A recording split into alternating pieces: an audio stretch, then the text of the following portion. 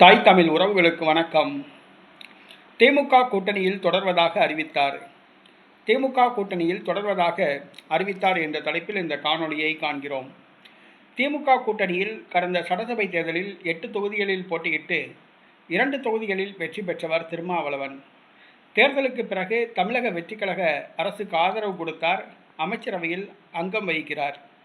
அவரது கட்சியை சார்ந்த வன்னியரசு சமூக நீதித்துறை அமைச்சராக உள்ளார். இந்த சூழ்நிலையில் திருமாவளவன் தான் திமுக கூட்டணியில் தொடர்வதாக அறிவித்துள்ளார்.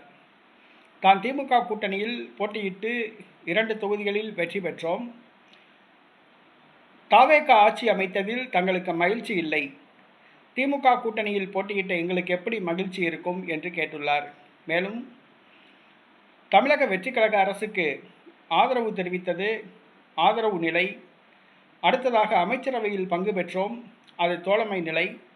அடுத்ததாக தமிழக வெற்றிக்கழகம் கூட்டணி அமைத்தால் அதில் அங்கம் பெறுவோம், அது கூட்டணி நிலை என்று அறிவித்துள்ளார். தற்போது ஆதரவு நிலையிலும் தோழமை நிலையிலும் இருப்பதாக அறிவித்துள்ளார். ஆனால் கூட்டணி நிலையில் இல்லை என்று அறிவித்துள்ளார்.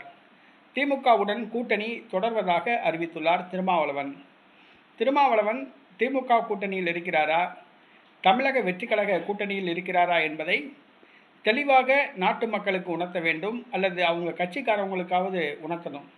ஏன்னா கட்சிக்காரவங்க ரொம்ப குழம்பி போயிருக்காங்க. நம்ம விடுதலை சிறுத்தை கட்சி திமுக கூட்டணியில் இருக்கா, தமிழக வெற்றிக்கழக கூட்டணியில் இருக்கா, அவங்களுக்கே தெரியல, குழம்பி போயிருக்காங்க. அட்லீஸ்ட் அவங்க தொண்டர்களுக்காகவது அவர் தெளிவுபடுத்த வேண்டும். அதான் முறை.